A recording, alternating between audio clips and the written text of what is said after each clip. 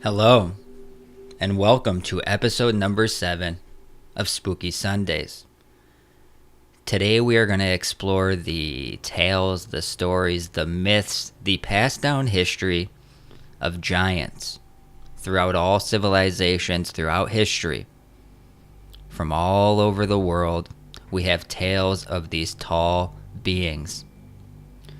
From the Bible to the vast Grand Canyon to across the world, we are told tales of these giant beings roaming the earth amongst men. In some stories, they come from the heavens. In some stories, they're flesh and blood. Some think they are an ancient species, some ancestor of ours. Well, today we're going to explore everything we can find out about the world of giants. I'd like to welcome everybody to Spooky Sunday, all my loyal listeners, and to anybody new here, I appreciate you coming out. We don't have that many rules here. Sit back, relax, enjoy yourself. Try to keep on topic in the chat. Let's not try to have any distractions here. And if you want to support the show, support the channel and what we're doing here, you can do so through streamlabs.com or PayPal. Links will be in the description. Now let's all have a good time, relax, open our minds, and enjoy Spooky Sundays.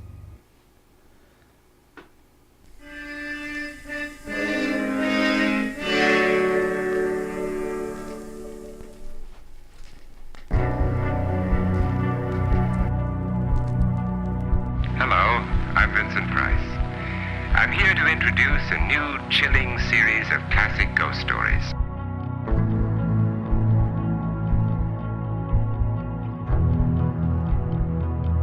There is a fifth dimension, beyond that which is known to man.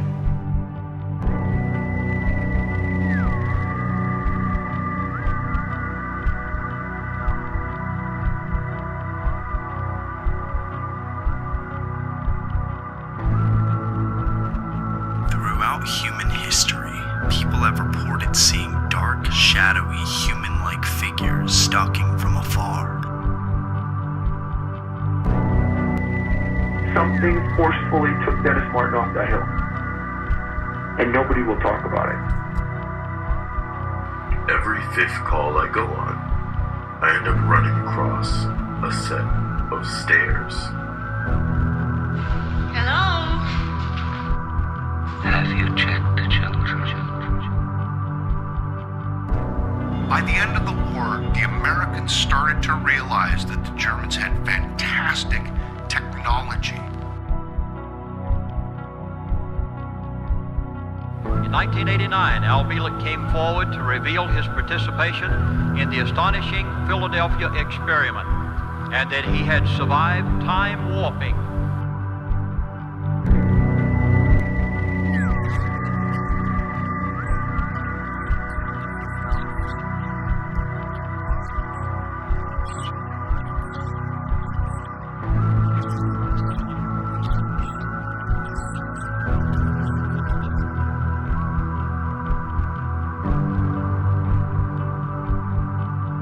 And I've said it many times, folks, we are at war. Those who are managing it and controlling the people while it happens are those who are masquerading as government. When you look at the map, could we be looking at the remnants of the memories of ancient worldwide civilization?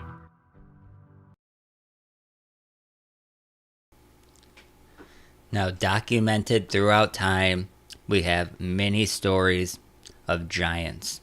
Genesis 6:4 says, "There were giants in the earth in those days, and also after that, when the sons of God came into the daughters of men, and they bare the children of them. The same became the mighty men which were of old, the men of renown." There were giants on the earth in those days. You can look throughout history, even current history. You will find multiple newspaper reports, covered up museum articles of giants that roamed this earth. Many articles, giant skeletons found by Soviets, 18-foot tall skeleton, strange skeletons found Bones in the Indian mounds. Skeleton of person 10 feet tall found. Numerous articles all over the place. Now, every time you hear a story, it's a mythological giant. But with all of these pieces coming together, were these really myths, or were they stories passed down through time? In the summer of 1520, the Spanish expedition led by Portuguese explorer Ferdinand Magellan was well into its circumnavigation of the globe. By the time they reached the shores of Argentina, they had already encountered several native tribes, but there was something special about the natives of this land, and the account from Antonio Pigafetta, the voyage's official chronicler, would capture the imaginations of Westerners for years to come. According to his journal, the natives of Patagonia were giants.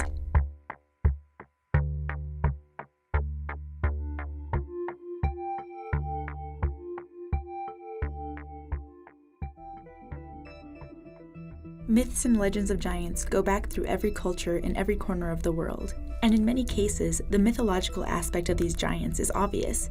Take, for example, Atlas, the giant from Greek mythology who was tasked with holding the world on his shoulders. But sometimes, the stories aren't so heavily exaggerated, and there is even evidence that giants did once walk the earth. In the 1800s, as European settlers continued to expand west across the United States, they started coming across earthen mounds that had been constructed by native inhabitants of North America. The settlers started excavating the mounds with little regard for the native cultures who had built them for religious, ceremonial, and burial purposes. And the sensational headlines regarding what was found in those mounds all reported one thing: skeletons. Giant skeletons. But these weren't just a few obscure papers. These were reputable sources, like the New York Times and Scientific American. Even Abraham Lincoln references the giants in 1848 during a visit to Niagara Falls, saying, "The eyes of that species of extinct giants, whose bones fill the mounds of America, have gazed on Niagara as ours do now." According to the numerous articles published during this time, the skeletons were regularly found to be between 7 and 10 feet tall, and some even reported taller individuals, like the one mentioned in this New York Times article from 1885. If the whole frame is in proportion to 2 thigh bones that were found, their owner must have stood at 14 feet high. A representative of the Smithsonian Institution is here investigating the curious relic. The fact that it was being investigated by a representative of the Smithsonian may not seem out of the ordinary, but it appears to be a theme seen throughout these reports. Some believe that the Smithsonian was involved in covering up these artifacts, which were often surrendered to the museum for further study. This theory is supported by the fact that no studies or exhibitions followed the initial reports of these anomalous discoveries, and the accounts become even more compelling when you consider how many oral traditions of the Native American tribes in those regions tell of a race of giants. In a more recent discovery, 205 graves were unearthed in China's Shandong province. The archaeological dig found that a significant number of these men stood around the 6-foot mark, with the tallest man standing at 6'3". Now, this may not seem incredibly tall by today's standards. After all, the average height of today's NBA player is around 6'7". But 5,000 years ago, when these Longshan people were still alive, they would have loomed over their Neolithic contemporaries, who were much shorter by comparison. The Central American Mayans, for example, had an average male height of 5'2" and an average female height of 4'8". The giants of Longshan were unusually tall for their time, but their height wasn't out of the realm of what we consider possible within the established narrative of our past. So what happens when we find evidence that could completely upend that narrative? In the 1960s, miners in the Otavi Mountains of northern Namibia discovered the fossilized segment of a femur. The mineralized bone was turned over to Philip Tobias, the late paleoanthropologist from South Africa, and it remains in his vault at Wits University in Johannesburg to this day. In Michael Tellinger's video, posted in 2013, he visits Professor Francis Thackeray at the university to view the impressive artifact. The professor identifies the mineralized bone as having belonged to a Homo sapien, and when he brings out an average-sized femur for comparison, the difference is clear. The fossilized femur appears to be at least twice the size of the normal one. But despite the abnormal size, there seems to be no outside interest in studying or dating the artifact.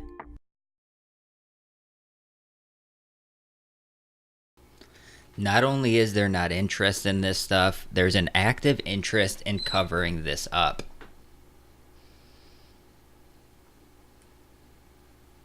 My Modern science can explain away these towering boulder tapestries by citing volcanic activity that occurred here 1 million years ago.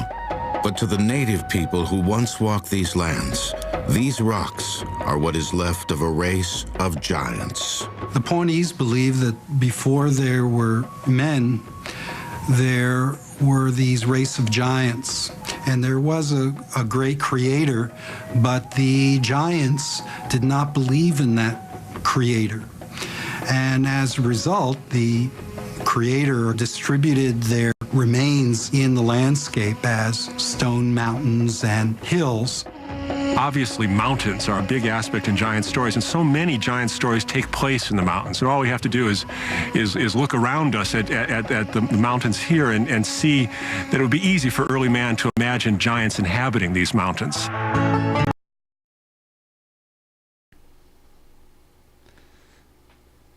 Now, throughout the world, it doesn't just reach the mountains. This is everywhere. The great mounds that we see, intricate cave systems, under our ground, under our feet. The bones are scattered throughout the earth. There's stories of mysterious tombs. You will see buildings with doors that are 50, 60 feet tall. Who did they build these for? You can hear about the mysterious tombs of giants and a giant warrior that they have statues of in Sardinia. Now, for all of these civilizations that have shared this lump of rock we call Earth with us, it is often sobering to realize that a great many of them actually faded into oblivion of forgotten history, forever lost to the eternal midnight, vanished knowledge that we can no longer see into. Often these civilizations were magnificent, sprawling and advanced, yet they have nevertheless managed to melt away into the abyssal depths of time. These are the civilizations that, if for whatever reason, became lost to us, invisible to our efforts to gaze upon them and learn more about them, as hard as we try. Whether it be due to lack of written records, their sudden disappearances, or their often baffling monuments that they have left behind. These people have managed to defy understanding, leaving only perplexing clues in their passing. One such civilization once lived upon the Mediterranean island of Sardinia, a once proud people who have left behind mysterious structures and monuments that are as enormous as they are inscrutable. Going back into the mists of time from the Bronze Age of around the 18th century BC, the island of Sardinia in the Mediterranean Sea was once ruled by a mysterious Nuragic civilization. This lost culture lasted until the time of the Romans, who came to the island in about 238 BC, after which the enigmatic Nuragic faded into obscurity and out of existence. The Nuragic civilization left behind no written history of their people, merely romanticized and exaggerated tales told by the Greeks and Romans, and they largely remain a perplexing mystery. One of the only legacies they did leave imprinted on the land and its history are the many megalithic stone structures they left behind, such as the Nuragi, which are ancient fort-like structures with the purposes mysterious and long lost to time, numbering in the thousands, scattered all around the Sardinian landscape. There are also the mysterious immense stone tombs that dot the landscape there, called the Tomba dei Gigantic, or Tombs of the Giants, due to their gigantic size. These massive funerary monuments were constructed of enormous slabs or blocks that rose up to 13 feet high and were arranged around an even bigger central stele or portal stone, with a doorway carved into it to form corridors and rooms or chambers that can measure up as long as 50 feet in length. The most famous one of these giant tombs is the one that can be found at a place called Codovicu in Aracina. This is in northern Sardinia and was built between the years 18 and 1600 BC and was first uncovered in 1966. The tomb at Codovicu has a forecourt made of 11 granite stones standing in a semicircle and is composed of a central stele standing 13 feet high, which marks the entrance to the tomb, and a corridor measuring 33 feet long. This tomb and others like it have many legends attached to them. since they were found to hold within them large numbers of human remains. In past ages, they were said to be the leftovers from some wicked giant's meal of human flesh. Other lore said that they served as the graves or giants or even their residences. Yet in fact, they were most likely used as massive public communal graves, with the doorway serving as a passage through the barrier to the afterlife. But this doesn't make them any less mysterious. The sheer size of them leaves us wondering why you would build something that large for a person that was supposedly the stature of a person of the time. To date, we probably have about 14 or 1,500 accounts and going. From Catalina Island, California to Martha's Vineyard, double rows of teeth, 7 foot and taller skeletons reported. New York Times, Washington Post, LA Times, and it's not just newspaper accounts. George Washington reported giant bones in Virginia. Even Abraham Lincoln talked about the discovery of giant bones. At a certain point, I reluctantly started to believe. But if all the accounts are to be believed, what is the truth about these enormous skeletons? Are these colossal creatures evidence of a lost world that's remained hidden for thousands of years? There's different theories. One is that there was a royal class of giant Native Americans. This civilization radiated out from the Ohio River Valley, built geometric forms in massive pyramid-like structures, burial mounds. But also, the Native Americans spoke of an ancient enemy, oftentimes portrayed as a cannibalistic race of giants.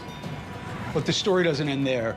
Every culture around the world has myths and legends about giants. You have Goliath, the Titans, the Cyclops or Grendel, Paul Bunyan and Jack and the Beanstalk.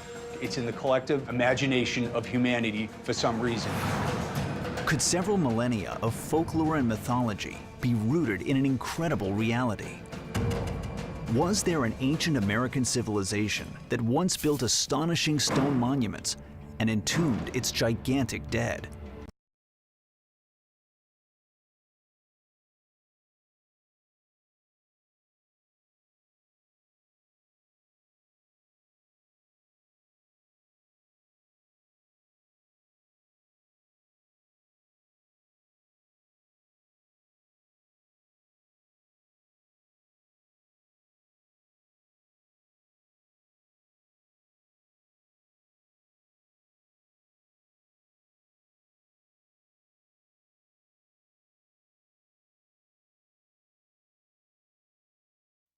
Grand Canyon.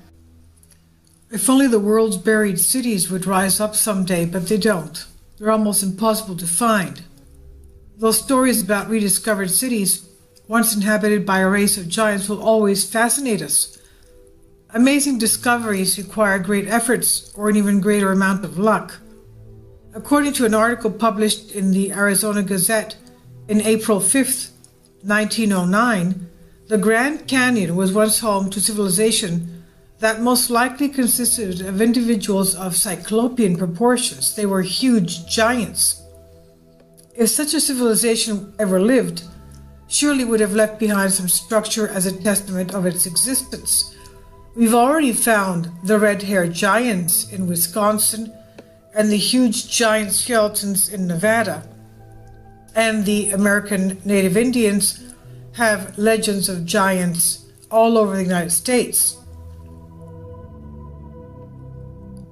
The article mentions the discovery of an enormous underground citadel by an explorer named G.E. Kincaid, who stumbled upon it while rafting on the Colorado River.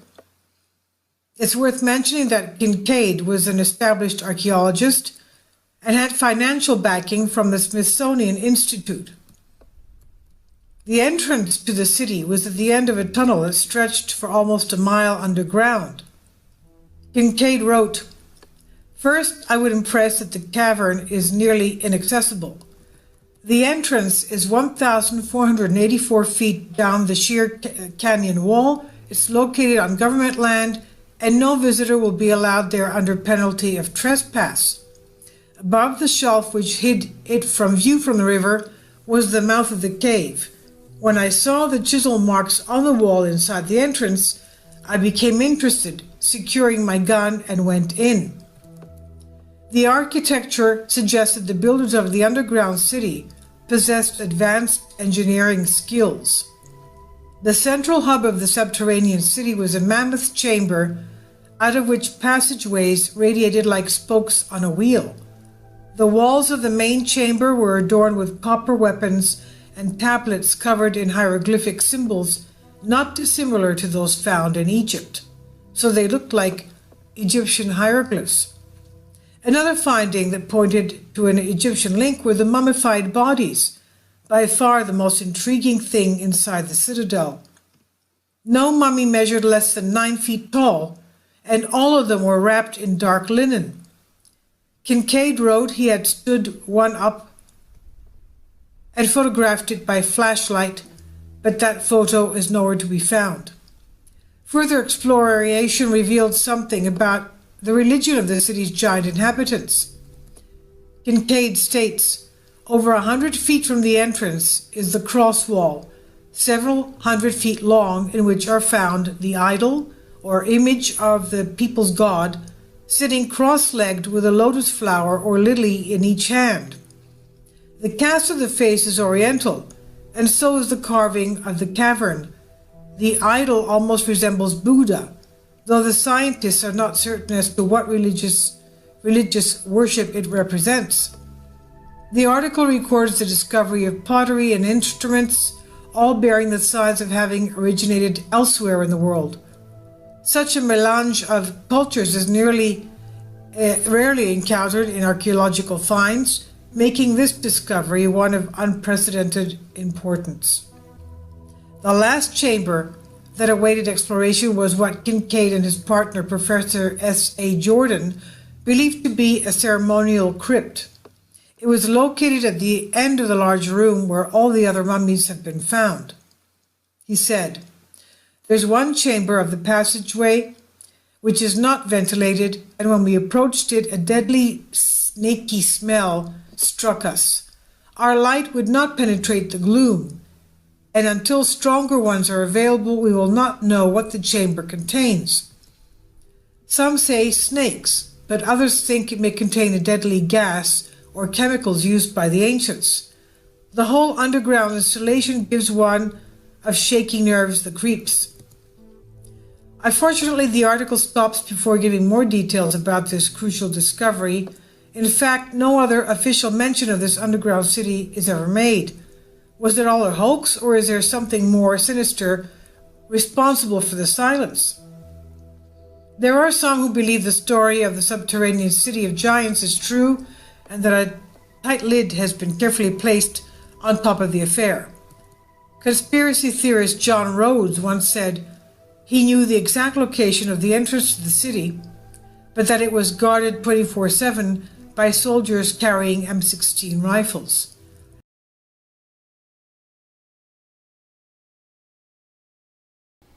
Now, a lot of stories get fantastical, but this Grand Canyon story, these two Smithsonian scientists that went in saying they were looking at this cavern, they found evidence of giants, and then it was immediately covered up by the Smithsonian, who is rumored to have skeletons, elongated skulls, all different kinds of giant skeletons in their possession. Now, the whole tale is quite sensational. The idea of some lost civilization, maybe from Egypt, dwelling underneath the Grand Canyon, captured the imagination of the public at the time, with Kincaid's lost underground city going on to become the stuff of legend. The problem is there is very little to corroborate this story or even to prove Kincaid was ever a real person. Although the Smithsonian sent him there and he was documented at the time, and he gave an interview to the Arizona Gazette. Now, Kincaid claimed he shipped numbers of relics to the Smithsonian Institution in Washington for evaluation, and supposedly they've been lost to time. Supposedly there's no pictures taken, and there's no other articles in any other publication to support or verify the claims. Now, the Arizona Gazette did meet with this person, but the Smithsonian Institute will not confirm that he gave the interview.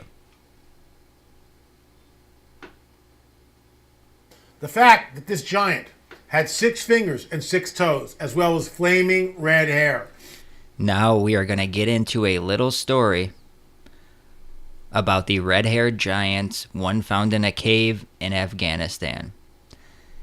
This will get into the 6 fingers, the 6 toes. You're going to hear about the red hair. One of the common traits is double rows of teeth. And we will cover all of these stories. There was also a stench that was as powerful as a skunk, but according to the shooter, smelled more like a pile of rotting corpses. Here's the clip, and you can decide for yourself if giants are alive and well and living in the present day.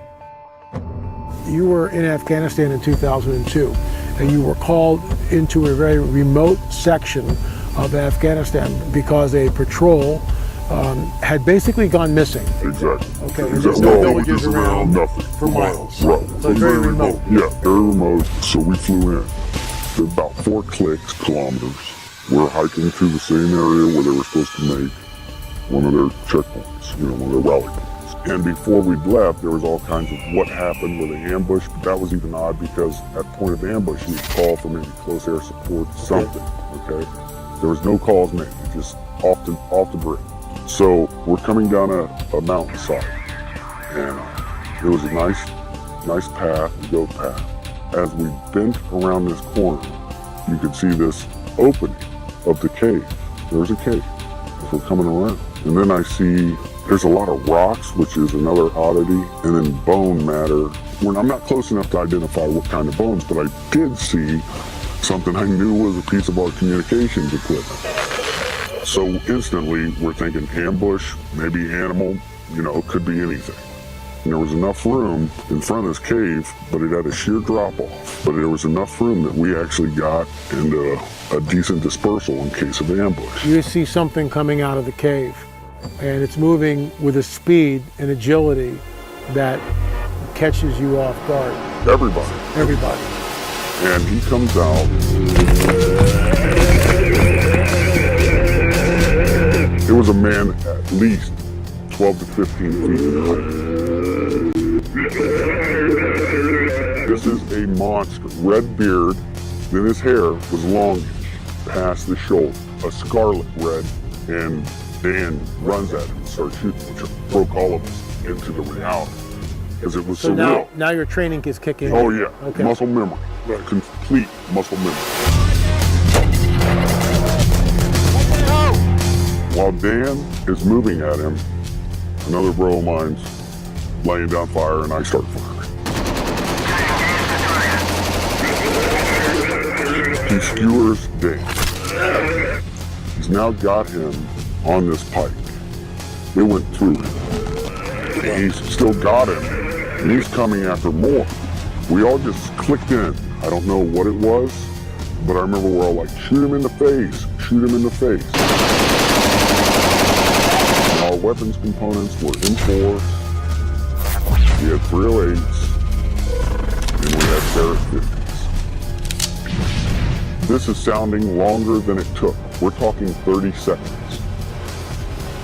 And he's taking multiple hits and is still moving. He talked about this giant being 1,100 pounds, anywhere from 10 to 15 feet long, and it was killed. It was apparently shot somewhere in a cave in Afghanistan, but before it was shot, it lunged at several of our troops, our soldiers. It may have even gorged somebody. It was just a bizarre story, and it just sounds like the Nephilim from the Bible, doesn't it? That's why we're so fascinated by this. First off, can you imagine actually seeing something like this? A giant this big who's 12 feet to 15 feet tall? Take a good look at your ceiling. It's probably about 8 feet from the floor. Add another 4 feet on top of that to get 12 feet. Add 7 feet. And you get a 15-footer, and as you go up, you've got to go out. That's how big this thing was. I can only imagine how the shooter and his battle buddies must have felt, and the fear that flashed through their minds, paralyzing them until their training kicked in, and they brought the giant down. But not before the giant had impaled Dan on that very large pike. And you have to assume that the giant is not alone, that the giant is not the only being living on this planet. There's got to be a whole school of them somewhere. Maybe he's got a female mate. Maybe he's got children. Who knows? Unfortunate that he had to attack our soldiers rather than be somewhat peaceful, but I guess that comes with the territory. Dan was dead. Okay. And Wyatt's a good man, probably one of the best men I know, now dead. Before I'd left, they were already starting what they call a 9-line, which is a medevac request. They're sending out a medevac request, then all of a sudden it's not a medevac request. All of a sudden we had a helicopter show up because, like I told you, it was a large precipice and a sheer drop. So the helicopter just came up from the drop. They had dropped netting, which is like cargo netting. It's like squares. We were told we had to bundle him up. And we get another bigger helicopter, but it's almost like a Jolly Green Giant used to look back in the day that could get, through this area. Because the mountains, you gotta remember, Chinooks could only go in certain places because they had enough lift. Mm-hmm. And so we got him on there. The thing was too big. We couldn't move it. It smelled worse than a skunk. A corpse that's been around for a while. Really fell. Oh, it was like a combination because of the, how do you put that, the persistence of a skunk smell. But once the helicopter came in, dropped its little hook, and off he goes. The communication was sent out that we had a very large possible human creature. There you are in the hills of Afghanistan. How many troop members are you with? We had 6 on my crew. And when we say hills of Afghanistan, for us, we did not fly into the wilderness. We actually flew into a base. I guess this thing was transloaded out of the mountains by a CH-47. But I could see that it did have the 6 fingers. I remember taking my foot up and placing it up next to its foot, and it was extremely large. We estimated at about 12 feet, give or take. What I can tell you is the weight of the thing. Basically, it was approximately 1,500 pounds when it was getting on the aircraft. Now, if you take away the pallet weight and all the rigging that we had to hold this thing down, we figured it was around 1,100 pounds. Of course we're upset. That's a given, okay? We lost a very good guy. But add to that, you're discussing something that even in our after-action report, they're saying rewrite it. And we had to rewrite it the way they wanted. How many fingers? 6. Oh, 6. Six fingers toes. and 6 toes. And the nails were weird because if you see somebody that ever has, I don't know what it's called, but it's like a fungus on the nails, how they get pointy and they're like gnarly. That's what they look like. As we showed you in the clip, the radio operator checked in and gave the report, and the unit was told to stand by as Central Command was about to dispatch 2 helicopters to them. They were told that the Giant would be loaded on one of the choppers, and then they would follow in the other chopper for debriefing. The planet, and our military has brought them down. I mean, we have a right as American citizens. I mean, this isn't classified military stuff. This is something that we need to know, and it points back to the biblical prophetic narrative. What are your thoughts on that? I think, here's my personal opinion. My personal opinion is if it points that the Bible's accurate, they don't want it. If it goes against Darwinian evolution, it's not to be spoken of. So you're out in the boonies running around looking for high-value targets? Correct. Okay. And we're doing those operations, and as we're getting into firefights, we're getting into different scrimmages, you want to put it that way, we would come back to the base and we started hearing this rumor about a unit that killed this, what they started calling this really tall person. At first I didn't think anything of it, and then come to find out that the person that they killed actually was 3 times the size of a man, had extra digits on their hand and digits on their feet, and had red hair. And a special unit had come in and wanted this target. Well, we'd heard that they had killed this thing inside a cave, or the mouth of a cave. And it was common knowledge among the military to hear this. Now, when you say common knowledge, what do you mean? I mean, how does that work? Years later, to come to find out, when I had returned from Afghanistan and had met other military members that had not been there in the operations with me, if you would bring up the giant of Kandahar, they knew about it. When you first hear it, you're thinking like, this has got to be a joke. This has got to be a hoax. And then after things go down a certain way and you keep hearing it, you start to realize it's not a joke. They kept telling us to keep our weapons high, which means normally it's 2 to the chest, 1 to the head, but they kept telling us to put it towards a man's head and put it higher. So we would question, why do they want us to shoot higher than a man's head? That's bizarre. It is. Our contact said 2002 is when they shot this 15-footer or taller, and you're now in this, in the service around 2005. This word has gotten out, and what I find interesting here too is that if you're going to create a hoax, I get that, but you got details: 6 fingers, red hair, double rows of teeth, 6 digits on the toes, and of course that brings it right back into what we hear about in the biblical prophetic narrative, specifically the Nephilim. Your thoughts? I agree. I would tell you that when I was doing my time in the service, and the stuff I saw, some of it I couldn't explain, like lights in the sky during firefights, like orbs, or lights that would be the size of a softball that looked that size looking up in the sky but making weird noises. And even going to Iraq myself and being near Haditha Dam and seeing the prisoners underneath the dam, and the prisoners would scream and there would be this awful feeling underneath the dam, and then later finding out in the Bible that angels locked underneath there, where it talks about. And this Haditha Dam is the Euphrates. Is Euphrates, and there's correct. an angel supposedly locked underneath the Euphrates, correct, which is released in the book of Revelation. Correct. Release the 4 angels who are bound at the great river Euphrates, and the 4 angels who had been kept ready for this very hour, and day, and month, and year, were released to kill 1/3 of mankind. Revelations 9:14. You hear these stories of giant red-haired beings getting into it with our military covered up for the purpose of still spreading the lie of evolution, Darwinian theory, all man-made thoughts that shun the creator, all man-made thoughts that are pushed through academia, all man-made thoughts that fly in the face of evidence while they cover up that evidence. Now, like I said, these have been in newspapers throughout time. These have been documented throughout time. And if you look at it through a biblical lens, you have many references to the Nephilim, to the fallen angels.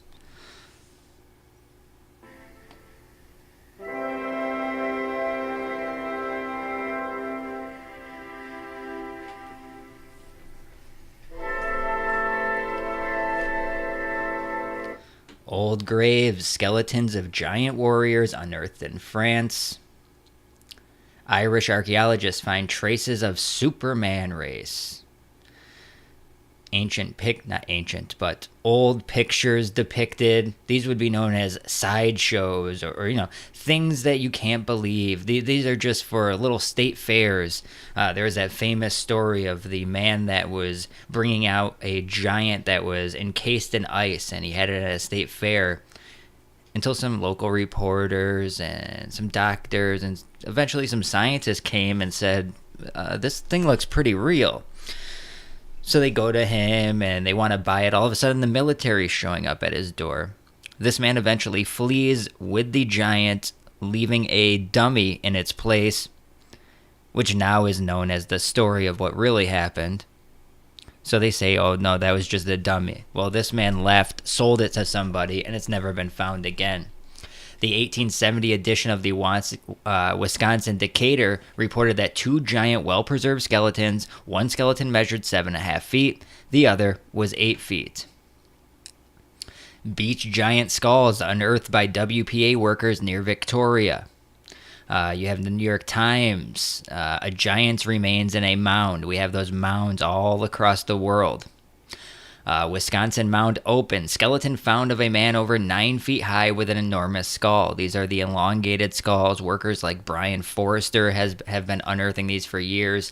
A race of giants at Old Knoll from the London Globe. So these are all over the place, guys. You have old pictures of them unearthing these skeletons or these mummied beings. Cardiff giant in Albany. Length of body 10 feet 4.5 inches. I mean, these are from, at the time, respected newspapers like the New York Times. We're talking early days, early 1900s. These are coming out. Fantastical stories, right? Just lost to time. This giant race of beings. Hope you guys are enjoying Spooky Sunday so far, guys. I told you I would have a bunch of clips from a lot of different people. Now, like with most of these deep topics, we can't get to everything, and anybody that has any suggestions or stories that I missed, please share them in our Discord. If you're wondering about any particular video or article or anything that I've read so far, or clips that you've seen, every Monday after the Spooky Sunday, there will be show notes in a folder on Discord, so you can come and do the research for yourself if you'd like to look into it. Also, I'd just like to say thank you for the support. If anybody does want to support the channel, even though it's in premiere mode, I will make sure everyone is notified that you gave a donation and read your donation in the chat. You can do so through streamlabs.com/DavyCrocko2 and paypal.me/DavyCrocko. And it's very appreciated. It lets us do this work. It lets us, or lets me really do more work, have the free time to do it, and upgrade the equipment so you're getting a quality product. And in return, I promise you that I will keep doing these streams regardless of the support that comes in. Now, we're going to move on to a couple more stories. I have a bunch more stuff to get through. We're not done with the Book of Enoch. We're not done with the Nephilim and the giants from all different civilizations. Now, the 6 fingers and 6 toes is a major one that is talked about. Also, double rows of teeth is another major thing that is mentioned when you're talking about giants. Now, it's not difficult to find evidence for the current popularity of the notion that an ancient race of giants once populated prehistoric North America. Internet sites making the claim that are numerous, as are books on the topic. And there is a new program, Search for the Lost Giants, that follows people around that are, looking for this new popular thing. But these stories aren't all fabricated, and they're not all fantastical for TV. I think it's much more complicated than that. We're going to talk about one of the apparent peculiarities of those stories that I've now seen presented numerous times as evidence of a race of giants: double rows of teeth. You can find giant skeletons 18 foot tall. Another physical characteristic that is evident within this population is the physical abnormality of possessing a double row of teeth. While a large skeleton would appear to be rare, in combination with a double row of teeth would imply that a single people is being represented. These are just one of the many characteristics that you come across when you're researching this topic. They are saying this is clearly evidence of human engineering, 2.3 kilometers below the ice, and then NASA themselves bring up the once laughed at, once conspiratorial Perry Reese map. But here we are again. Now, what I'm thinking is they are getting ready to roll it out. They are getting ready to pull off the great deception. And it makes sense because these guys are all tied together with the same people that have been hiding the bones, the skulls, the evidence of human hybrids, which were fallen angels coming to Earth, mating or raping human women and having what is known as Nephilim, giant children. And the evidence for this is scattered all over the earth. And again, the Smithsonian was made to keep that evidence buttoned up so humans like us would never get a chance to see it. And that, therefore, they keep our true nature, why we're on this planet, a secret from us. I got a funny feeling that whoever went through all the trouble to create this entire earth that we live on didn't really want us to wake up, go to work, pay taxes, come home, watch TV, and die. I don't believe in that. I'm one of the few people that still wake up and say, what is this life for? Most people are too busy worrying about what everybody else is doing, and no one's helping each other. And it seems like the planet is getting worse and worse the more technology grows and grows. When I see this article by NASA bringing up the Perry Reese map all of a sudden that now has credibility, it reminds me of the ancient tomb of Osiris. Osiris was a mythological person, and yet they actually found his tomb. I'll leave you links in the description for this, but archaeologists discovered Egyptian tombs belonging to Osiris and a long-forgotten queen.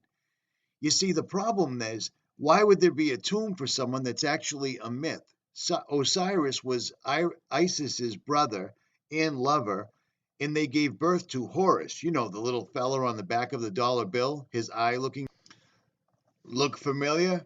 Exactly. There's a reason that this stuff is on American money, because what does the United States have to do with Egypt? Well, to the average citizen, nothing. But to the elites, it's absolutely everything. There's a reason there's a replica of an ancient obelisk standing at the reflecting pool in front of the nation's capital. There's a reason that there's a reason the Vatican has a genuine obelisk standing in front of in St. Peter's Square. You know what I'm saying? The evidence for giants has been all over the United States and all over the world. Now, the reason I bring this up is because I personally believe, through years of research on this particular topic, that the Smithsonian has been covering these up. Well, why do I bring up giants now? What difference does it make? Well, I got a funny feeling that we're going to see a lot of crazy stuff in the next year. And I believe it's going to spawn from Antarctica. And it makes sense that they're prepping everybody now. This is how they do it.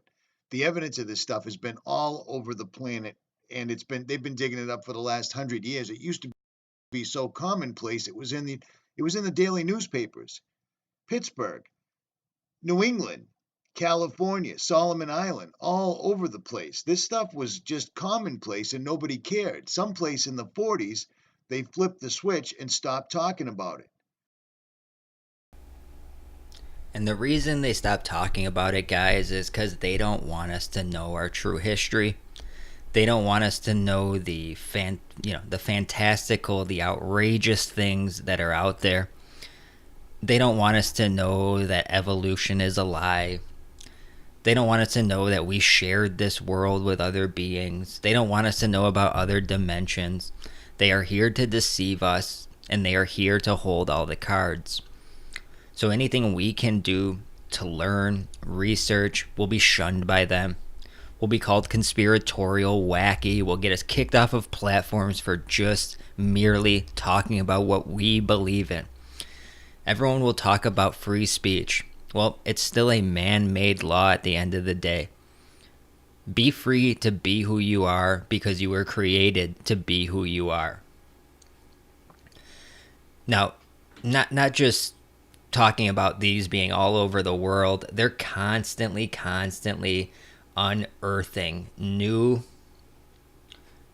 mass graves of these things. Excuse me, I was kind of thrown aback by that grave there for a second.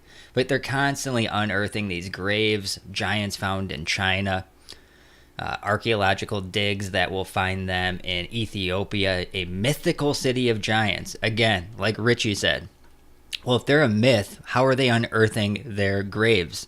If they're a myth, why did they build a cemetery or a tomb for these things? And not only grave sites and, other monoliths to these people, but there's stories in the stone, legends of giants in the southeastern United States. And Richie from Boston is one of the only ones that goes out and films these things in 4K and gets the footage and puts it up. Okay, so here's the video I made while I was in Moab, Utah, and I found these drawings on the side of a canyon wall. Now, excuse me, there's 9 minutes worth of video here, and the stuff that I found in this, in the way that I came across it, was incredibly odd, very strange, very coincidental. But the first thing you'll notice is this right here. The large spiral. This is what caught my eye. It instantly reminded me of CERN. It's something that I'm always talking about. It's something that they're always talking about. For instance, CERN's already put out a video today, and they're promising a new video again tomorrow. This is CERN's latest video right here, and it's called Meet Isolde. I-S-O-L-D-E. I sold, like I sold my soul. This is CERN's latest thing. This is something that they said they've been waiting on for 30 years. Researchers have been waiting on this improvement to CERN for the last 30 years, and it's called ISOLDE. ISOLD. So again, and again, CERN feeds into the esoteric nature of things. Think about everything that they have at this place. I sold my soul. Do you see what I'm saying? But I digress. Looking at these cave drawings, these wall carvings, these hieroglyphics, these petroglyphs from ancient times. All right, I'll calm down with the camera. Don't worry about that. I'm just scanning it right now. But you'll notice that there's drawings everywhere. Now, first of all, let's take a look at this little fella right here with the horns, okay? There's plenty of drawings of farmers, people standing there, livestock, wildlife, so forth and so on. And then every once in a while, you'll find a spiral. And right next to the spiral, you'll find a horned being without fail. And the horned beings are easy to tell. These are the regular people. Here they are, husband and wife. I don't know what they are. Little people everywhere. So they know how to draw a regular person. And they'll show somebody holding a shield, a rock. Maybe that's a duck or a rabbit. I don't know. But they definitely know how to draw things. Here's either an antelope, an ibex, a deer. I don't know. It's some sort of an animal. They're pretty good at it. So there's that. Another animal, another duck. More animals. Pretty straightforward, pretty easy to see, right? And then without fail, you'll come across another spiral. And right next to the spiral, every single time, there's a being that's larger than all the rest of the people, and it always has horns on top. And this is what it looks like. These are where the carvings are. These are about 25 feet off the ground. Now, according to the guides that come along, because of course they showed up while I was there and started talking about Native Americans and, the ground used to be higher. Now it's much lower. It makes absolutely no sense, but that's their story. Spiral with a horned figure very close by every time. There's the regular people again, regular people. There's the animals. I already showed you that. There you go, blah, blah, blah. Regular people, and then horned guy. And now every time they show a horned guy, he seems to be standing on top of a serpent. And this is what we talked about in the beginning. Are these things flesh and blood of these earth, or are these some sort of demons? Something from the heavens that came down here? Why are there tombs across the world? All ancient civilizations, documented since the 1900s, documented in the earliest cave paintings and rock paintings that you can find. Why would these all be referencing these breed of giants if they did not exist? The cave systems of Tam Lod in Pang Mapha, Thailand are among the most beautiful in the world. They are also the setting for one of the most remarkable discoveries ever made. In 1897, a team of 6 American explorers led by Colonel Anthony Turnbull entered the cave system. This would be the 3rd large series of caverns which the band would explore together, as they were known to be fascinated with such things and were travelling the world to see them firsthand. For these 6 men, though, the Tam Lod would prove to be a much more intriguing adventure than they had initially expected. They reportedly entered the cave in the morning of November 12, 1897, equipped with lanterns, climbing rope and hooks, 3 days' provisions, and 2 muskets. One of the men, a certain William Cartwright, recounted that after around an hour into their journey into the caves, they stumbled upon a small opening hidden near the east wall of one of the caverns, barely big enough for a man to pass through. After lowering a lantern down the opening, they found that there was firm ground around 12 feet below the hole. They set up their climbing hooks and rappelled down into the opening, and upon doing so, they reportedly found there to be a second layer of considerable size below the main cave floor. Cartwright recounted that this lower level was pitch dark, damp, and populated by outcrops and stalagmites which stretched from floor to ceiling.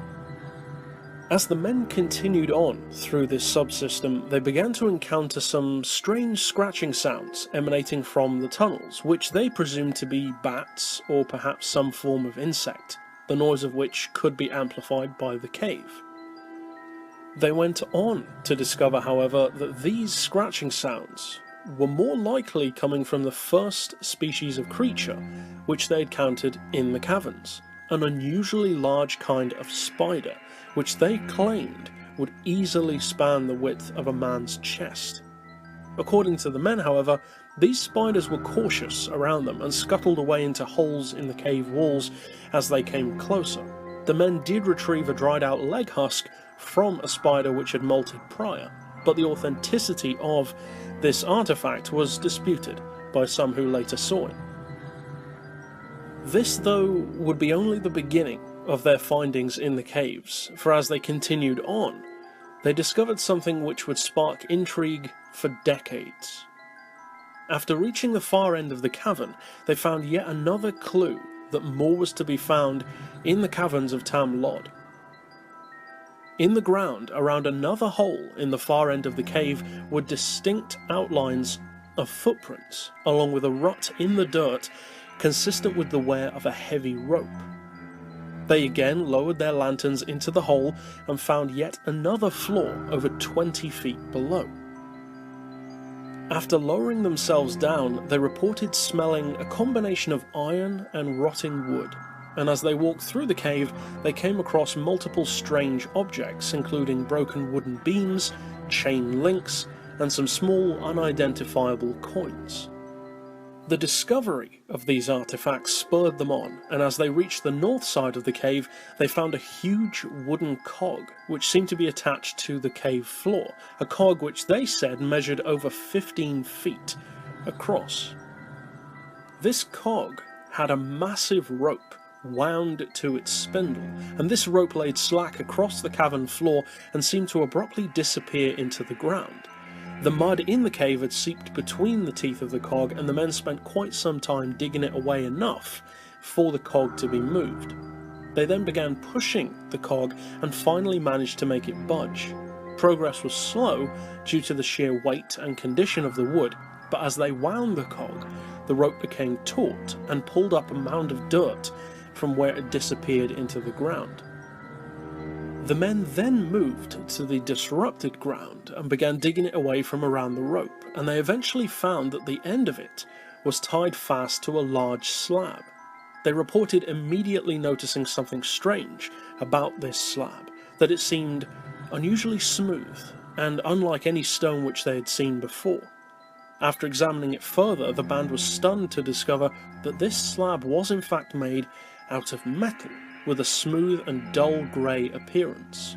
They recounted tapping on the metal and hearing a muffled but distinct echo, further confirming that something must be underneath. It took them some time to dig away the dirt from the slab, enough to begin turning the cog again, but they found it too heavy to lift with only the 6 of them. They decided to return the next morning with more men, and the 6 of them, along with 10 more local men, began turning the cog and raising the metal slab. After raising it high enough to explore below, they jammed rocks and beams around both the cog and the slab to keep it in place, and lowered their lights into the dark void. The men could have never imagined what they would see in the hole, however, and as they lowered their lamps into the darkness, they saw that it was much larger than they had expected.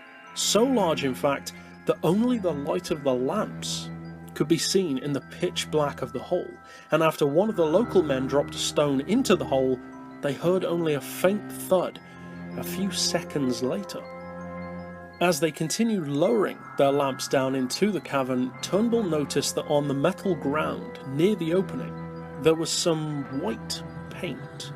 and he reportedly had some of the men help him begin scuffing back the dirt from over it, eventually revealing the partial letters Ein Sul under the dirt. William Cartwright, who was kneeling near the opening of the hole, reported that not long after Turnbull informed them of this discovery of the letters, one of the men lost his grip on the rope of his lantern and it fell into the darkness. A moment later, however, it was dark no more, as the lamp smashed on the ground deep below them and spilled out into what they called a blue fire across the cavern floor below. This fire quickly engulfed the cavern with bright blue flames, and Cartwright reported smelling a dreadful and irritating odour rising from the cave. In the bright blue light of the fire, he claims to have seen what was contained in the void.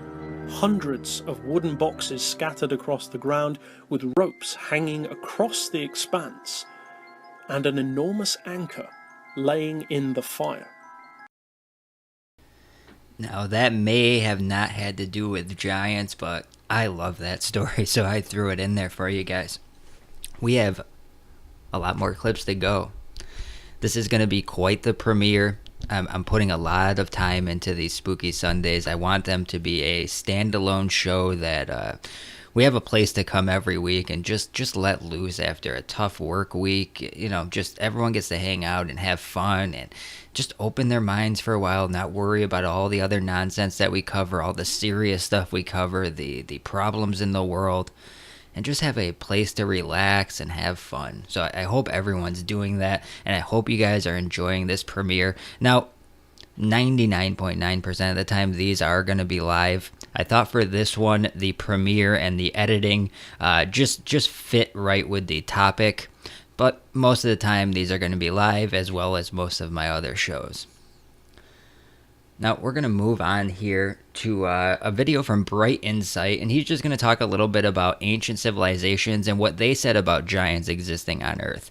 All of these people, like I said, I will put their links into a Discord folder called Show Notes with the date of the stream and the name of the stream. If you want to look into any of these channels, find out who they are, and start following their work.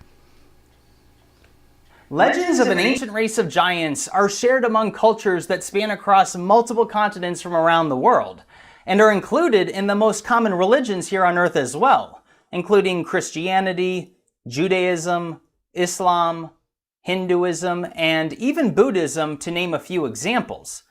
In fact, even the Sumerians, who are the earliest documented human civilization on record, also share details of a race of giants once living here on Earth. Even the ancient Greeks described the giants included among the Greek gods. And there are many different words that have been used to describe the race of massive humans, such as the Nephilim from the Bible, the Thamud people in the Quran, the Deitas in Hinduism, and the Asura in Buddhism. And descriptions of red-haired, white-skinned giants are shared by several different Native American tribes in North America, and even reaching as far away as the Manta people in Peru in South America. Now on this channel, I have made many videos discussing massive megalithic structures found throughout the world, many of which are just as mysterious as they are massive, as there is a huge missing chapter within our ancient history in that we do not know exactly how, or by who, many of these structures were created. And I have received literally thousands of comments from people on various videos stating that these structures were built by giants. Now let me first say that I have always assumed that the various myths and legends of a race of giants existing on Earth were simply exaggerated stories passed down over thousands of years. And I figured that, well, if giants actually did exist, we certainly would have found some skeletons and remains by now, and we haven't. Or have we? I'll be discussing that later in this video. First, let's acknowledge that there are indeed rare examples of people growing to be what many would consider to be a giant. Perhaps the most famous example is Andre the Giant, who was 7 foot 4 inches tall, or 224 centimeters, and weighed 520 pounds, or 236 kilograms.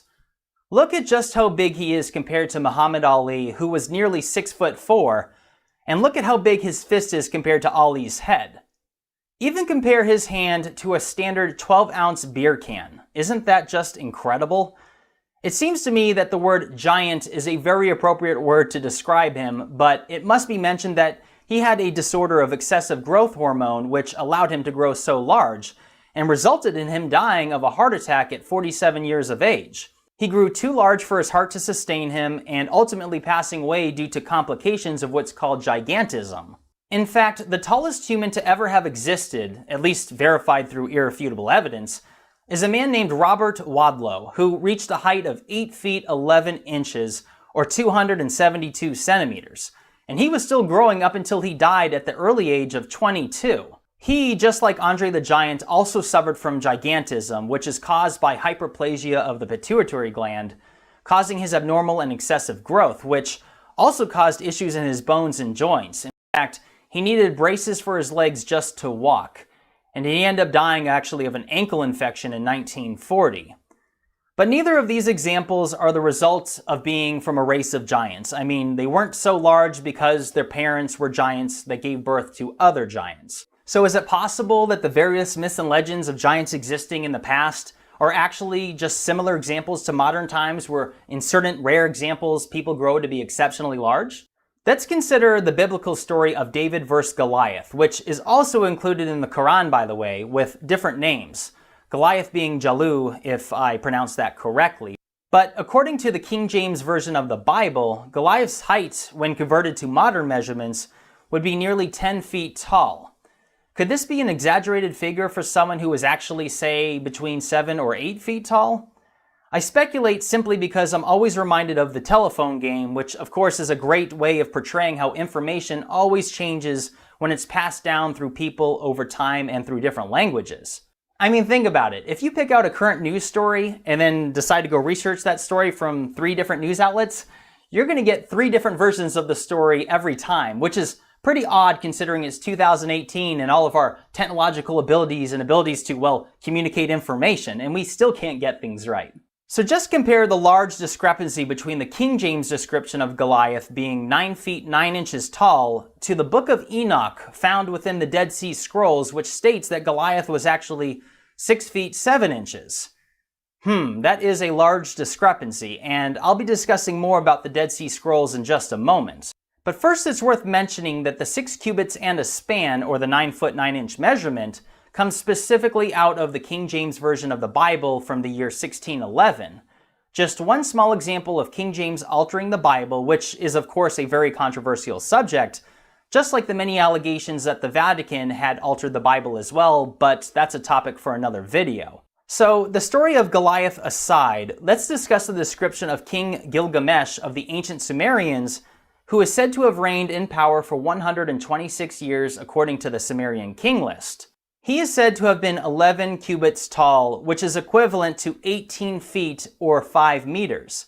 It is even detailed that his punt poles used for moving and steering his boat were 60 cubits long each, which is equivalent to 90 feet or 27.5 meters. Look at these statues of King Gilgamesh holding a lion, and this has been depicted in many different statues. So, is this a baby lion or is he a freaking giant? The lion appears to be male based on having its mane, which would also make it an adult. Many people are not aware of just how big lions get. In fact, male African lions can exceed 500 pounds or 225 kilograms. And here are a few pictures for simple comparison, but it's really not until you're up close to one that you realize just how massive they are. I mean, their backs are almost up to your chest, and not to mention just how long their bodies are. Now obviously, these statues do not mean that Gilgamesh was actually a giant, and you could easily infer that he raised lions and this is symbolic of him training them or taming them or controlling them, who knows. But similar depictions are also shown in Sumerian clay tablets as well. And like I mentioned earlier, the Sumerian tablets and statues are from the earliest recorded human civilization. The earliest literature in the known existence of mankind details the existence of a race of giants. And by the way, if you've seen my other videos, I do discuss other civilizations which date back tens of thousands of years earlier. I'm simply referring to documented civilization in this video, but some of these tablets show individuals that are much larger than others, and this is something that has also been depicted in Egyptian hieroglyphs as well. However, this has often been believed to be symbolism of differentiating people of power or royalty to everyone else. So like I mentioned a few moments ago about the Dead Sea Scrolls, it is really interesting to mention that a race of giants, or the Nephilim, who were discussed in the Book of Enoch, which was included within the Dead Sea Scrolls. I've mentioned these scrolls in other videos when mentioning the Book of Watchers, but if you're not familiar, these scrolls were hidden inside caves located on the side of remote desert cliffs near the Dead Sea, and they were buried inside of sealed jars for thousands of years. It really makes you wonder why someone or a group of people went to such an incredible extent to hide and preserve the information included in these scrolls. But let's be real, the fact that giants were written about on some scrolls thousands of years ago is not evidence that a race of giants actually existed. And nor are the massive examples of megalithic structures from ancient times. For example, in my Petra video, I received hundreds of comments suggesting that the doors are so big because it was created and inhabited by giants. Look at the so-called monastery located at Petra. This building is 150 feet tall, or 46 meters, and I'm not exactly sure how tall the door is, but just compare it to people. Now look at this photo, and in the top right corner, that is a man standing between those two circles. So why did they choose to make the structure so big? And which, by the way, it was carved out of the side of a mountain in the remote desert of Jordan.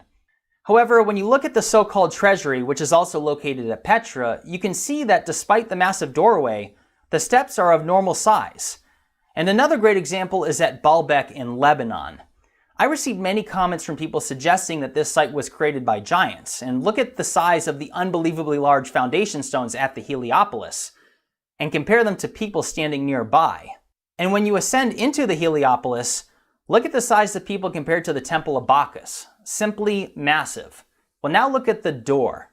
Obviously that's amazing, but when you actually look at the steps you climb to reach it, you'll notice that they are of normal size, and it's the same when you enter inside the temple as well, and you can see there on the altar that the steps are, well, I would say standard size. If this was indeed for giants, why are the steps so small in comparison? And of course, when you look at the steps that you climb up to at the Temple of Jupiter, which is located right next to the Temple of Bacchus, I mean, if these were made for giants, again, why are the steps so small and obviously of an appropriate size for humans? Now, of course, that does not mean that giants didn't build these sites for regular-sized people. But this, of course, brings us to the big question, which is that if a race of giants did exist, then where's all the evidence? Where's all the skeletal remains? Because it seems like we don't have bones, but we have a lot of tales and myths about it. I mean, we find so many dinosaur fossils, yet we haven't found any of human giants that would have been around far more recently in time. And this is where he falls off the path, because we have found bones, we have found plenty of evidence of giants, but everyone has their own takes on things, and everyone believes certain narratives that come out in the, quote, mainstream press. You can't take a source like the Smithsonian serious that there isn't no bones if they're the ones covering up the bones. So I wanted to add that in, not to deceive anybody or not to take anyone off the path, but just to let you know how some people gather their information and how stories are left in the dust and how certain people fall off the path because they hear something like that. Now, there's stories of the Humboldt giants, the Lovelock giants, and we're going to go through a couple of those. After many years of struggle, the Paiute tribe sought to destroy the Saitika once and for all. The last of the red-haired giants were chased into a cave by the Paiutes. They demanded the giants to come out immediately, but they refused. As a form of retaliation, the Paiutes set the cave on fire with flaming arrows, suffocating and burning the Saitika alive. In 1911, the Sunset Guano Mining Company was mining batshit in the area. During the mining process, several artifacts were discovered, including bones, baskets, and weapons. In 1924, archaeologists were notified of these artifacts, and even though several of them had either been lost or destroyed, more than 10,000 were successfully recovered. Two of the successfully recovered artifacts included a male and female mummified red-haired giant. The male giant measured 8 feet tall, the female 6.5 feet tall. And you'll see stories of these red-haired giants throughout history.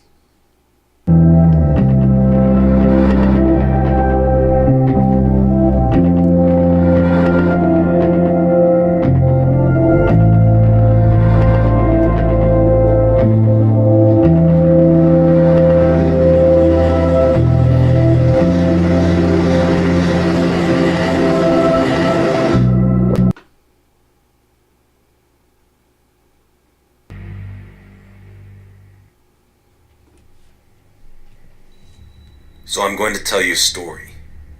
Some of you will believe this to be history, and some will believe this to be a fairy tale. How many of you would agree that we currently live in a world filled with immorality? I mean, just overflowing with it. Look at our sexuality, the porn industry, entertainment, the drug industry, the food industry, the technology, the weapons. There are many reasons why some people don't believe in a God. But you see, the main reason is they think they don't need to. Did you know that before man could predict the weather, he prayed for it? He didn't know how it worked. He just knew, for example, that if it rained when he needed it to, it was a blessing. But now that man has the knowledge, now that man has a better understanding of how the weather works, he doesn't need God, right? It's all natural. Is it? Is it really? Now, there are many ancient writings and artifacts that have made it into our library of knowledge about the world we live in, and the Bible is one of them. Whether you believe it to be true or not, it is part of our world history and it is very significant. And along with that, there is a book that may help to fill in the blanks about who we once were and who we are today, if you bother to look. And that, my friends, is, in the words of Rod Serling, submitted for your perusal, the Book of Enoch. How many of you have seen a magician or illusionist and have been in awe at the sight of their illusion? You see, you know it's an illusion. You know it's a trick. But because you do not know how it works, to you it's magic. Oh, there must be some explanation. Yes, there is an explanation. But once it is explained, it is no longer magic. It is science. Isn't that interesting? So here's the story. Enoch. And if you don't know who Enoch was, he was the son of Jared from the 7th generation of Adam. Enoch, or Hanak in Hebrew, was the father of Methuselah and the great-grandfather of Noah. He was 65 at the time of Methuselah's birth, and he walked with God for 300 years before God took him. Now, Enoch wrote this book sometime after the birth of his grandson Lamech and before the birth of his great-grandson Noah. And it was written for 2 reasons. 1, to save his family from the great flood, and 2, because the Watchers instructed him to. The Watchers. You see, no one knows how many angels there are, but there are many, and they all had jobs. The managers of the universe. And as the population of human beings began to increase significantly, several of these angelic beings began to take notice of something. The men of the earth had daughters, beautiful women, and these angels desired them. They desired children. They communicated to each other plans to take human wives for themselves. And so, according to Enoch, it was Semyaza, the leader of these angels, that said, "Listen, I know that you all do not want to do this because of the consequences you will have to face, but I am going to take the responsibility for your actions." And this total of 200 angels swore an oath. They all agreed to a bond with each other that they could not break. And so they proceeded to take wives, 1 each. And they did things with these women, sexual things, without discrimination. I guess their motto was anything goes. And during all this, these angels taught them charms and spells and the cutting of roots and trees. In other words, they taught them how to perform rituals and get high. And of course, these women got pregnant and bore large giants. And their height was 3,000 cubits. Now, 1 cubit is typically the length of the forearm from the tip of the middle finger to the bottom of the elbow, which is around 1.5 feet. You can do the math. That is taller than the tallest building in Dubai. See, these angels that descended to earth wanted to control man. They wanted their own kingdoms, which they had and still have today. They wanted to have their own lineage. Understand that their sons, the Nephilim, these things have to eat. And man, in all his hard work and efforts, could not sustain them. So the giants turned on man in order to devour them. They turned on the animals and did only God knows what to them.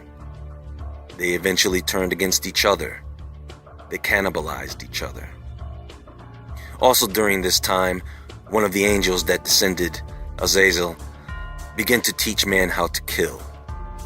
He taught them metalworking, how to make weapons such as swords and daggers. He taught them how to make shields and protective armor. He then taught man how to make jewelry and other ornaments. Folks, do you know what certain metals do to the human body when you wear them? Such as copper and gold? Why, it increases the electrical conductivity of the body, making you a better receiver. This unappointed watcher taught them the art of beautification and how to apply makeup. And this was the beginning of the total corruption of man. Some of the other angels taught men how to cast spells. They taught them astrology and the path of the moon. Think about it. Who do you think taught men how to communicate with spirits using rituals? You think men just came up with these rituals on their own expecting them to work? So at this point, we have a world that is filled with corruption and bloodshed. So much so that some of the angels that remained in heaven knew that God was aware of this, and so they asked him what they should do about it. So God sent an angel to save the son of Lamech and to reveal to Noah the coming of the end. He then instructed Raphael to bind the hands and feet of Azazel and throw him into darkness, covering him with jagged stones in the desert of Dudal, which is believed to be east of Jerusalem, but no one is certain, especially since the world after the flood would be much different. God then sent Michael to inform Semyaza and the others that they would have to stand by and watch their children kill each other off. And once they witnessed the destruction of the Nephilim, these angels were to be imprisoned for 70 generations in the hills of the earth. Then came the Great Flood. So fast forward to today, the question is, if these accounts of Enoch were true, is there any evidence that exists to support it? You see, a fossil, well, most fossils, are formed when a plant or animal are suddenly buried beneath water, mud, and silt. This is why you don't see fossils that are recent. Are you with me so far? If you've been paying attention, you know that the number of giant skeletons that have been found as of today is in the thousands. Are they all a hoax? These discoveries have been going on since the early 1900s, and they are not found in just one place, no. They are everywhere. First off, folks, let me tell you something. When I say something is millions of years old, I am only reporting data from the scientists who determine these dates. It does not mean that I agree. I know better. You see, there are various methods to determining the age of a fossil. Unfortunately, the older something is, the less accurate the dating. And these dating methods are based on assumption. They assume uranium-238 has a half-life of about 4.5 billion years, based on a standard that was created back in 1971. Assuming that the uranium-238 to uranium-235 ratio has been constant since the forming of the Earth. The truth is, it varies from rock to rock. How about explaining to me why they find carbon-14 in coal, diamond, and dinosaur bones, when carbon-14 has a half-life of 5,730 years? By the way, they don't just find giant skeletons. They find giant weapons, spearheads, axes, swords, footwear, giant steps. Look at all the megalithic structures around the world, folks. Someone had to lift these things. Look at the giant stone balls they found in Costa Rica, Bosnia, New Zealand, North Dakota. I am inclined to believe that these were actually used as weapons, hurled through the air by giants using a very large catapult, or even a handheld slingshot or handheld catapult like the ones you see in this art piece. Some geologists actually want you to believe that some of these spheres are concretions formed naturally over millions of years. Come on, man. You know, I try to give geologists and other scientists a chance, but they always come up with this garbage. Now, if the Nephilim died off in the flood, it does not mean that their spirits, which were half angel, just vanished. What if the spirits of the Nephilim were released into the world to become what we know as evil spirits or demons? We see the rise of giants after the flood. What lineage were they from? Of what lineage were the six-fingered, six-toed, red-haired giants of North America, the Kandahar giant of Afghanistan? Of what lineage are all the polydactyl celebrities and athletes? And I'm talking about people who are quite famous today. The Book of Enoch tells us that the fallen angels were imprisoned in the hills of the earth. Could it be that these imprisoned watchers have something to do with the increase of earthquakes, volcanism, and the sinkholes around the world? Only time will reveal the truth, and I believe that time is upon us. And even if you don't believe in the Bible or Book of Enoch, in this day and age of corruption, it may be a good idea to read through some of these texts, just for the sake of morality. And something I always say, and I hope you guys enjoyed that clip, that's Woodward TV. Very good videos, very well edited, put together.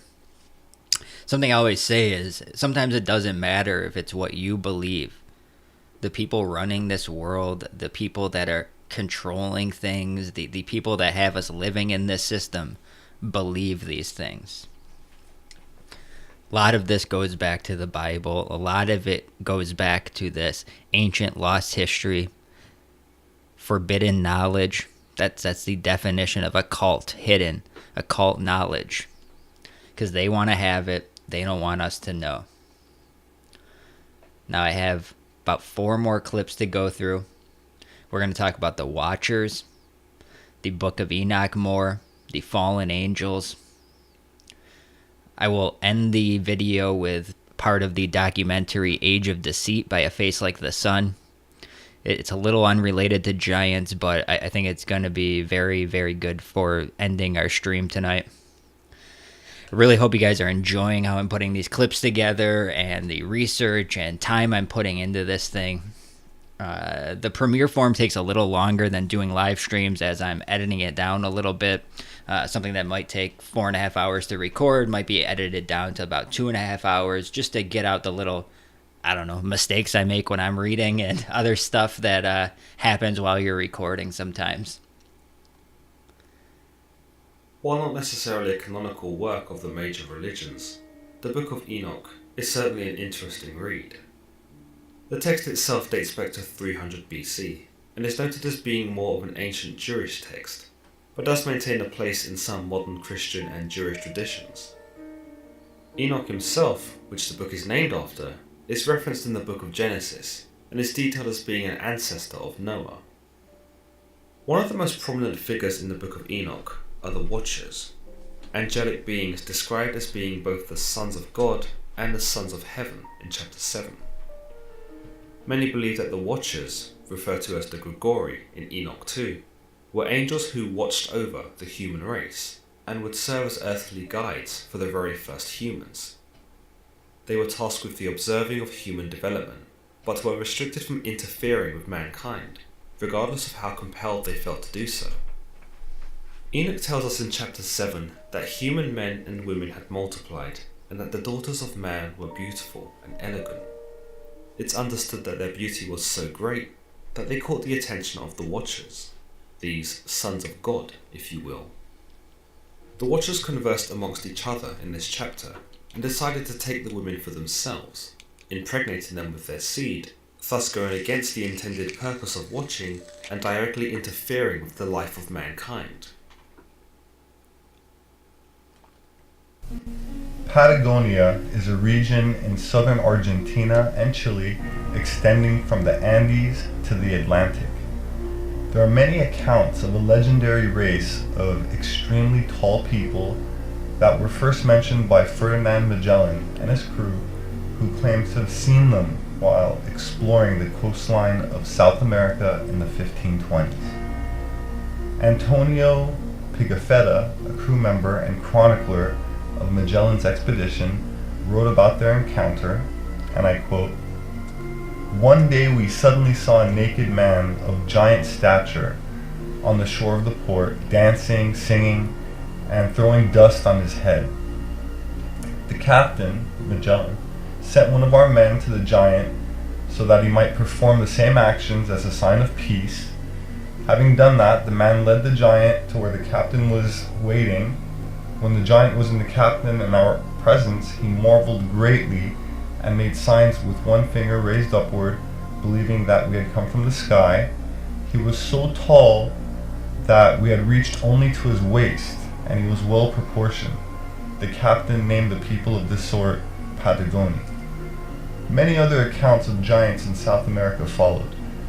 In 1579, Sir Francis Drake's ship chaplain Francis Fletcher wrote about encountering very tall Patagonian natives, saying that, and I quote, "Magellan was not altogether deceived in naming them giants, for they generally differ from the common sort of men, both in stature, strength of body, and also in the hideousness of their voice."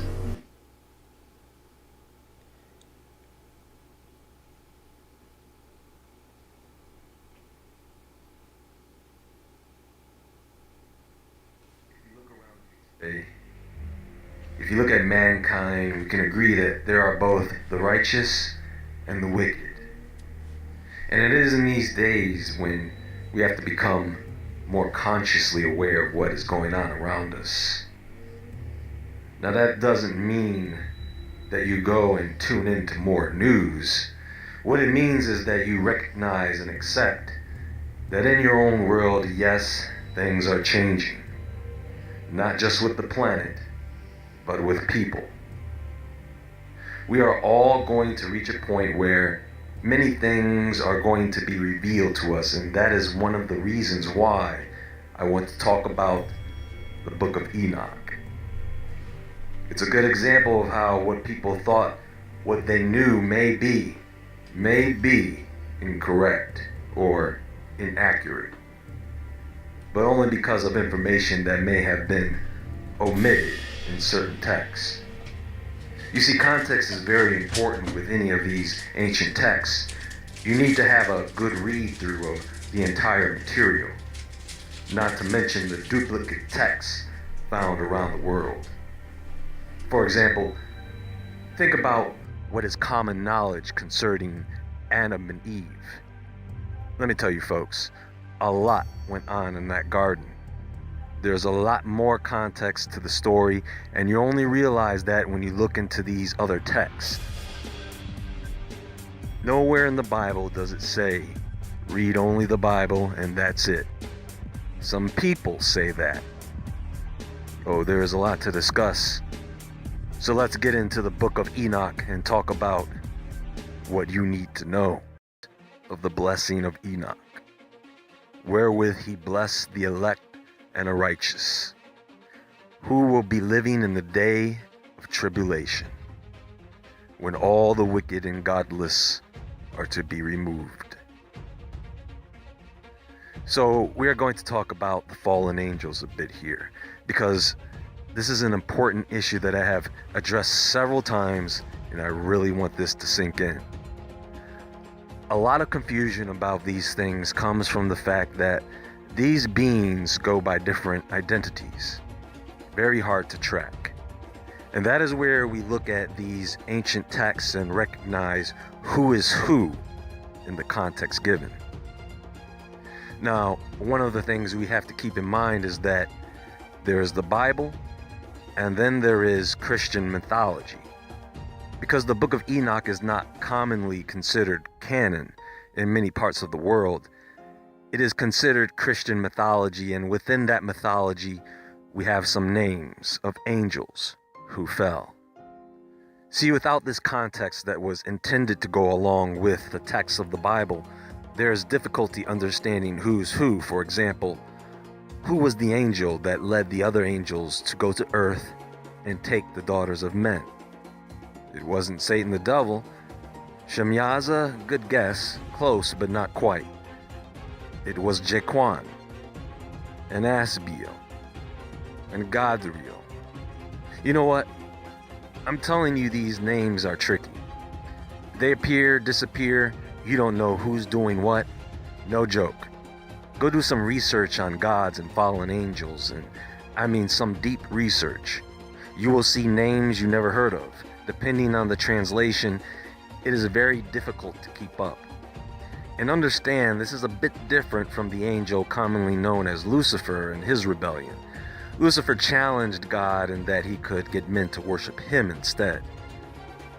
What these angels did was an act of lust and sabotage as well. They just said, freak it.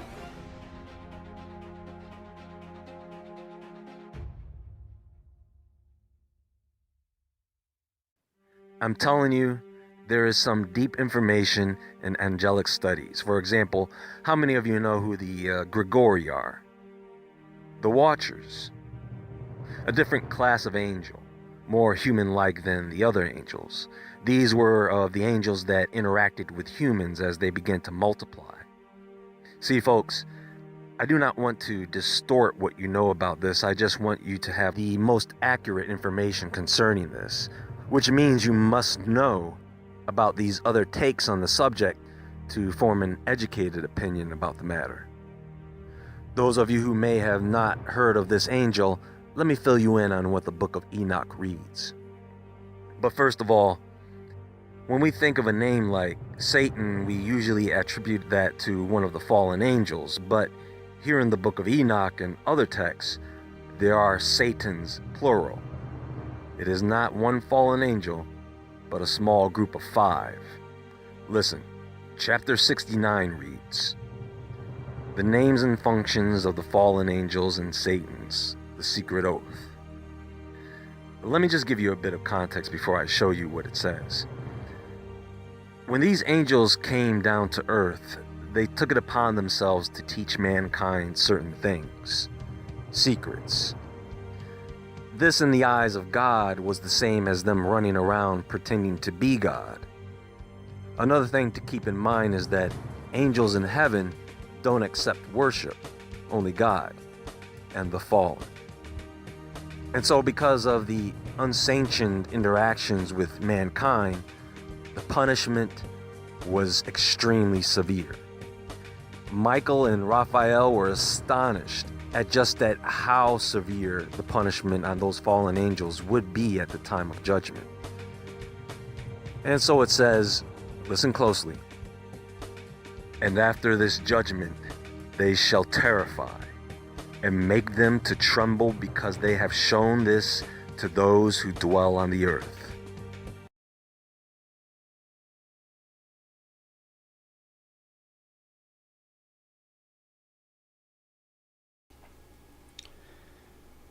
Okay, guys. Looks like we've pretty much reached the end of this spooky Sunday. The collection of clips, stories, tales, myths, documents, newspaper articles, I think give us a good picture of the giants that roamed amongst men. My belief is that some of these were flesh and blood creatures hunted off of this earth, lost to history by people covering them up. I feel like some of these flesh and blood creations were the creation of these fallen angels that came down to earth, impregnated the woman of our world, and these beings lasted for thousands of years, even up until the modern day. This is what I believe personally. You can look throughout history if you go looking, from ancient hieroglyphs to modern newspapers to stories of people in the military to stories of the people that are archaeologists and look into this kind of stuff. From looking at photography of giant buildings to going to these buildings to going to major sites like the pyramids, going to sites like Stonehenge, seeing the sheer size of these things, seeing the depictions and drawings, everything that we know to prove to us that giants walked amongst us. In those days, there were giants, guys. Now, I am going to end tonight's show with a clip from the documentary Age of Deceit. This does not have to do with giants, but this is from a channel called A Face Like the Sun. And this documentary is about fallen angels and the New World Order. He has made 3 of these documentaries, and I highly suggest checking these 3 out, and one called In the Days of In the Days of Noah, guys. Very good work, very well put together, a lot of time-consuming work this guy did. Other news right now, I've set up a couple interviews for the new year. I've reached out to Max Egan. I've reached out to A Plain Truth for a Tartary interview. And other Spooky Sunday interviews will be announced in the new year. Tomorrow night will be a Christmas special where we are going to play clips and videos and all the fun stuff from the past year and just kind of have a celebration of all the stuff that I enjoyed on this platform, and just everything that's happened from losing a channel to getting the growth back and, really having a great community here. If anybody wants to support what we're doing here, you can do so through Streamlabs. I will put those in the chat, copy and paste what you say, and put your donation amount in the chat for you. If you want to do so behind the scenes without your name out there, you can do so through PayPal, and I'll send you a personal email to thank you. It really helps the show out, upgrading equipment, and just being able to have the time to put these long kind of Spooky Sunday shows and other work that I'm doing together. So I want to say thank you to everybody that came out. Hope you guys were all here. If not, I hope you're catching the replay and just enjoying it, just drifting away, enjoying some just fun, entertaining, but a lot of truth in this content. With that said, I want to say goodnight to everybody. I'll be playing a few minutes of this clip, so everyone say their goodbyes, and I will see you, as always, in the next one.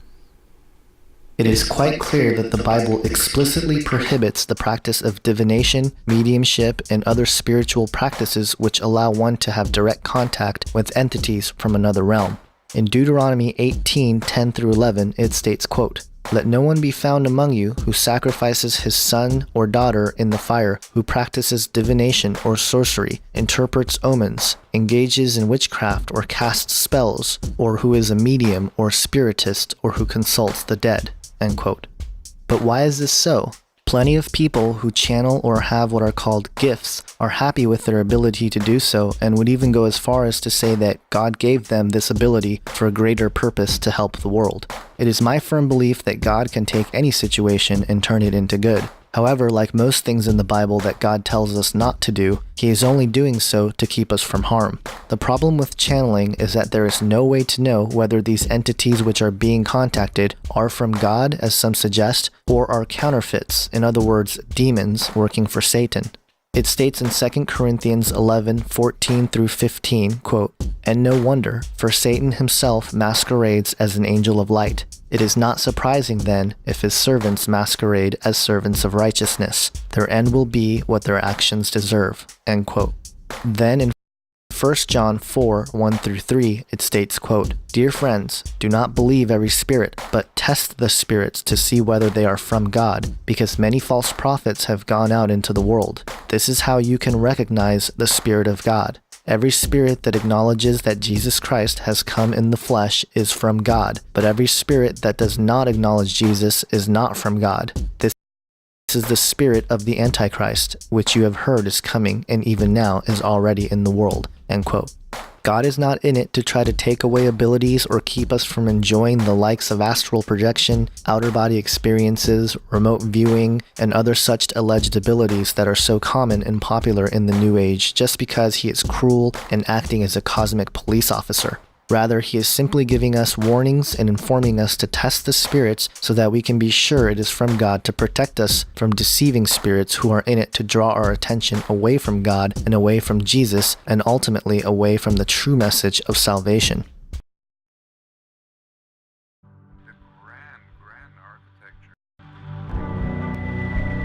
Who built all this?